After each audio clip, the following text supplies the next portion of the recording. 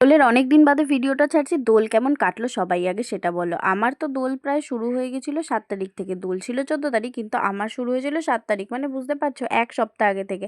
আরে হ্যাঁ হ্যাঁ, শ্রীরামপুরে এত বসন্ত উৎসব হয়, প্রাক দোল উৎসব হয়, সব মিলিয়ে প্রোগ্রাম করতে করতে আমাদের দোল উৎসবটা অনেক দিন আগে থেকেই শুরু হয়ে যায়।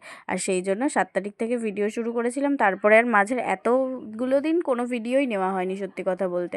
আর 7 তারিখে প্রোগ্রাম করে ফিরে আসার পরে একটা নাচের ভিডিও শ্যুট করছিলাম বাড়িতে বসে, সেই ক্লিপই তোমাদের সাথে শেয়ার করছি। তোমরা কারা কারা কীভাবে দোল কাটিয়েছো সেটা কিন্তু অবশ্যই আমাকে জানাবে। আর যদি পারো কমেন্টে অবশ্যই একটা করে ফটো সেন্ড করবে। আর আমার মোটামুটি দোলটা যতটা ভালো ভেবেছিলাম যে মানে কাটাবো, তার থেকেও অনেকটা বেশি বেশি ভালো কাটিয়েছি। কারণ মানুষ যেটা আশা করে না সেটাই হয়ে যায়। আমি এতটাও আশা করিনি যে এতটা ভালো কাটবে, কিন্তু খুবই ভালো কেটেছে। যে যে ব্লগগুলো আমি এরপরে তোমাদের সাথে শেয়ার করব, তোমরা অবশ্যই দেখতে পাবে যে আমি দোলে কী কী করেছি। চলো টাটা।